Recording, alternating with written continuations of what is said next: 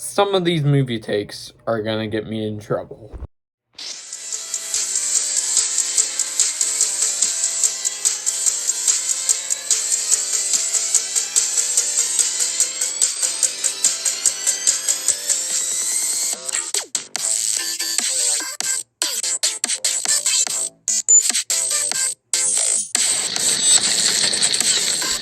What is going on, everybody? It is your boy Amon's Toxic Gamble 331.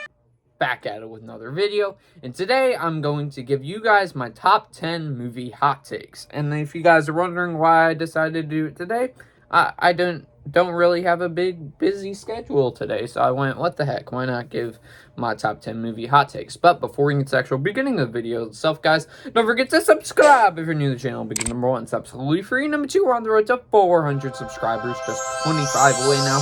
It would really help out your boy if you did subscribe. That also goes for people that have been watching my channel for all and haven't subscribed yet. Don't forget to like the video if you do like my hot takes videos, and maybe I'll do another top 10 video game or TV show or hot takes, I don't know.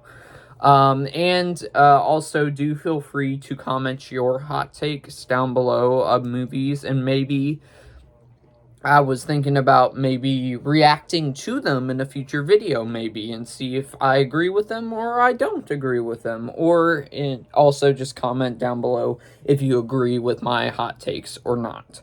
But with that being said, guys, I'm just going to take a drink of water so I don't get parched while talking, because my tongue does the... So, yeah. Alright.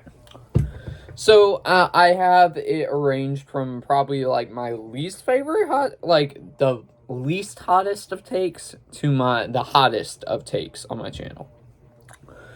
Coming in at number 10 is, I think that A Nightmare on Elm Street, The Dream Master, is worse than Freddy's Dead. Now, don't get me wrong, I still think Freddy's Dead is an awful movie, but I think Dream Master is the worst of the Nightmare on Elm Street movies, and hear me out.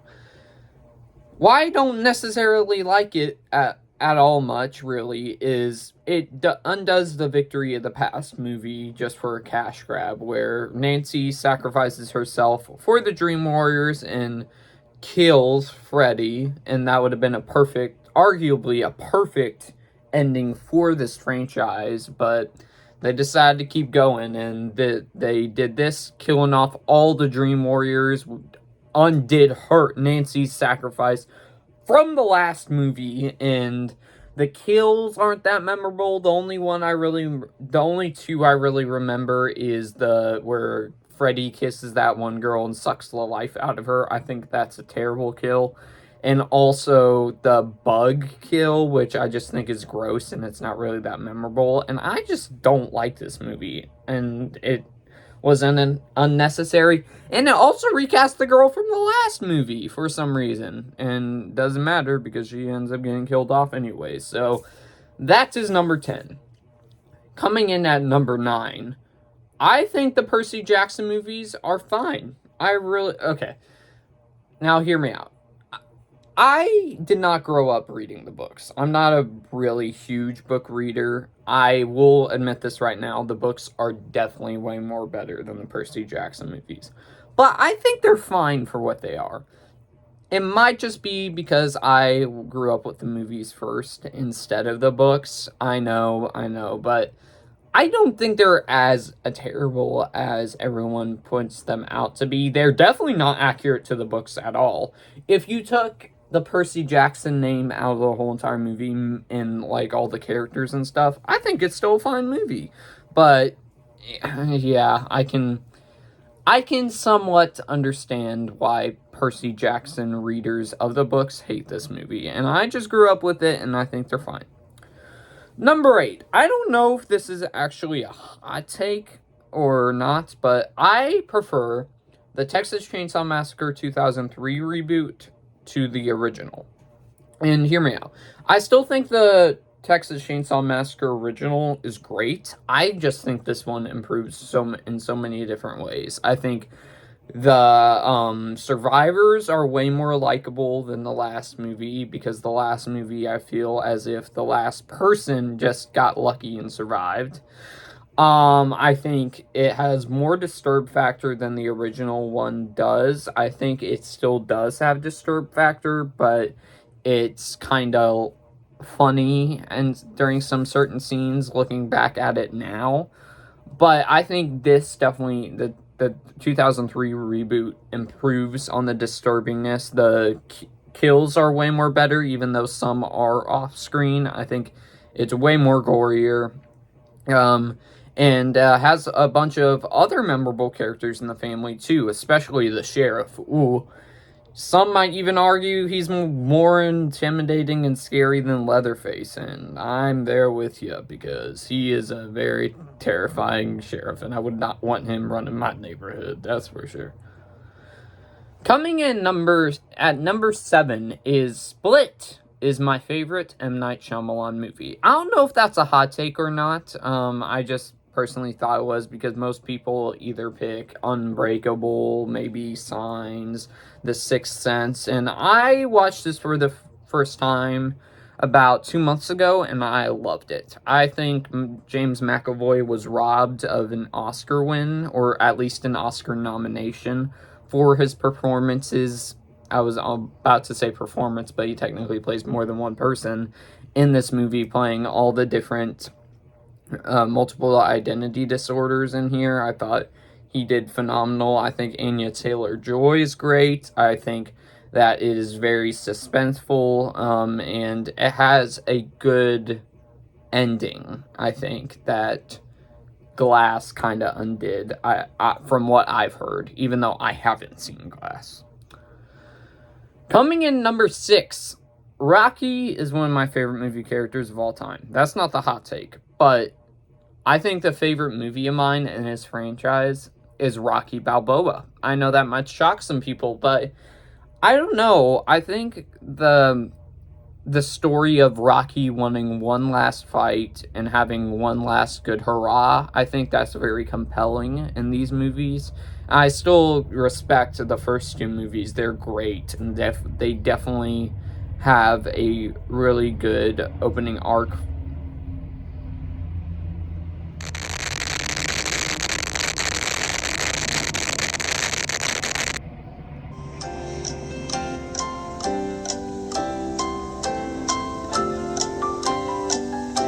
Okay, that's gone now. So, nope, it's still going.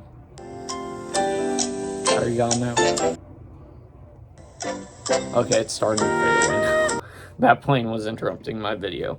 But, I think that this definitely gave Rocky a pretty good arc, too. I think that the girlfriend angle isn't really that strong.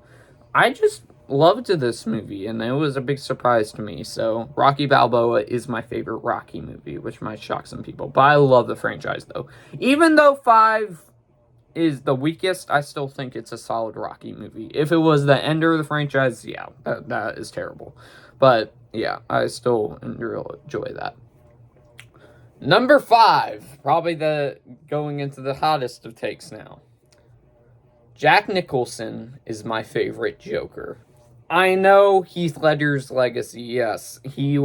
I cannot agree with you guys more. He was phenomenal as I was about to say as Heath Ledger. He was phenomenal as Joker in that movie. From the clips I've seen, Joaquin Phoenix is still really good as Joker in the movies. I haven't seen it yet because, it's rated R, so I'm not really allowed to watch it yet. Unless there's a TV-14 version on the TV, on demand or something like that. I might watch that.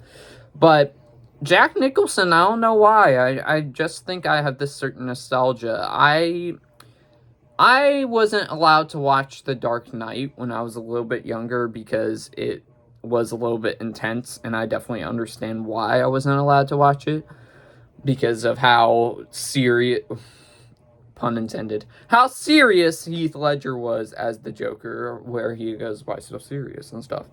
But I always watched the first Batman Begins movie and Dark Knight Rises, but these are the Batman movies I watched as well, since I couldn't watch Dark Knight, and I think Jack Nicholson does perfect as Joker, and many people could argue that The 1989 Batman movie with Michael Keaton, it's somewhere over there, is Joker's movie, because Batman doesn't play a really big part, neither does he in Batman Returns, but I get so enamored with Jack Nicholson's performances in his movies. He does great and is definitely a top 10 actor for me, probably. Now going into number 4. Hello, MCU fans. Iron Man is a little bit overrated. I still think it's a great movie, or great/good movie.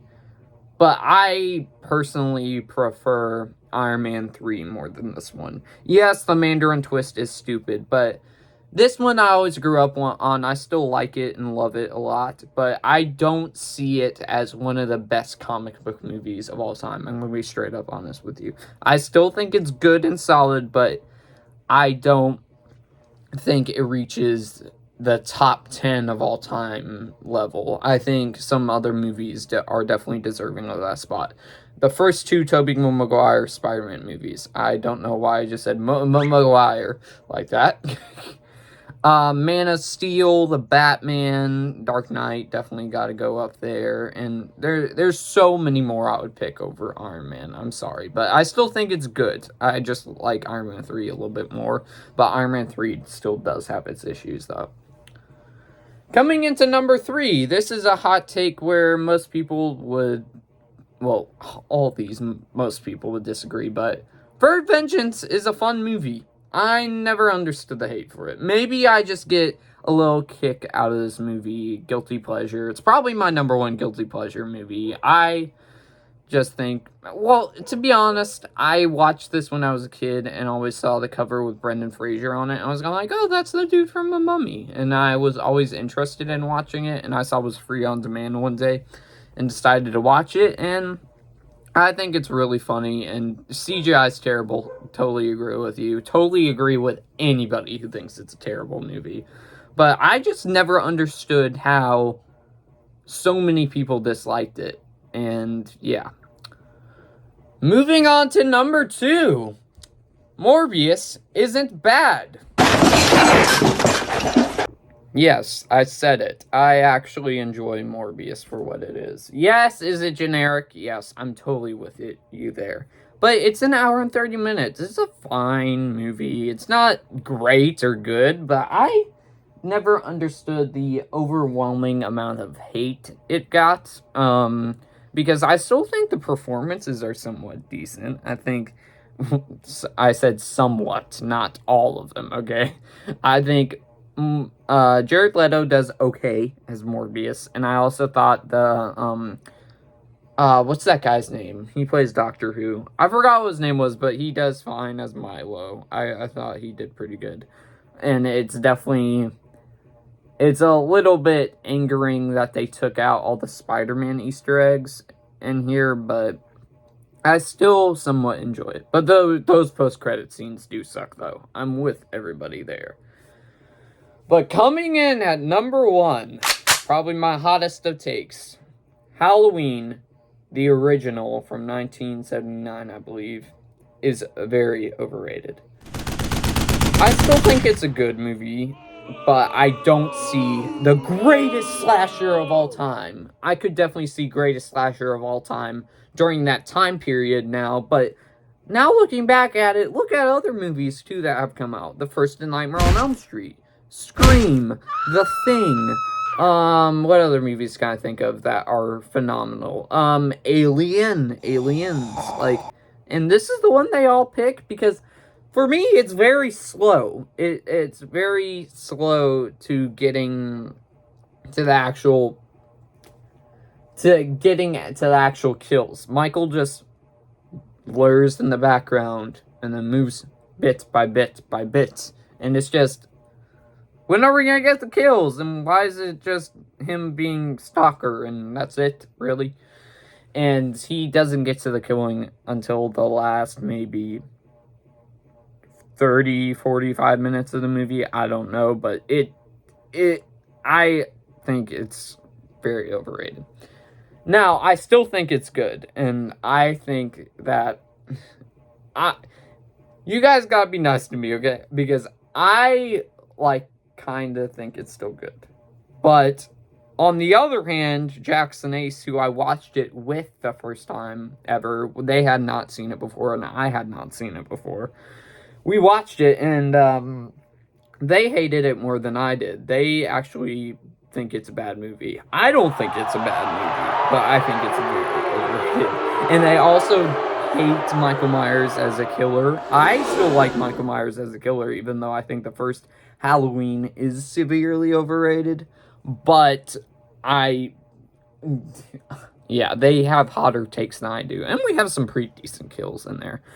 But like at the end. And even hotter take going into this one involving the original Halloween, I actually prefer Rob Zombie's version. I know, I said it. Rob Zombie's version still has its problems, I will admit, but I always went to that one more than this one, just because I think the kills are way more better. It shows way more of Michael Myers, even though it kind of makes him sympathetic in a way, which is weird, but I enjoy that one more than this one, which is kind of shocking. But that's still not my favorite Halloween movie. My favorite Halloween movie would probably be either Halloween 2, not by Rob Zombie, but the other one after this one, and or maybe Halloween H2O 20 years later. But with that being said, guys, that is my top 10 movie hot takes. Do you agree with them or do you not agree with them? Be sure to let me know all that down below, and be sure to leave your movie hot takes down below, and maybe I'll react to them in a future video. And if you want to see a future video like that, be sure to drop a like, because it'll help let me know that you do want that to happen, and it'll help with the YouTube algorithm to recommend the video more. Don't forget to subscribe if you're new to the channel, because number 1, it's absolutely free. Number 2, we're on the road to 400 subscribers, just 25 away now. Really help out you boys if you did subscribe. That also goes for people that watch my channel for all not subscribed yet. If you missed my previous movie reviews or movie videos in general, I have them on my YouTube channel and some certain playlists, so be sure to check those out. Don't forget to ring the bell for all notifications, some occasional upload, because we do multiple uploads here on the channel every single day. I usually at least do one short, one live stream, and one video. So yeah, we go crazy over here. Also, do share the video, because also help me out and have some more people join that toxic fan. And do feel free to comment, as I said, your movie hot takes, or if you agreed with me or disagreed with me. Let me know. But with that being said, guys, I'll see y'all next one, everybody. Pop pop pop pop pop pop pop pop pop pop pop pop pop pop pop pop. Peace.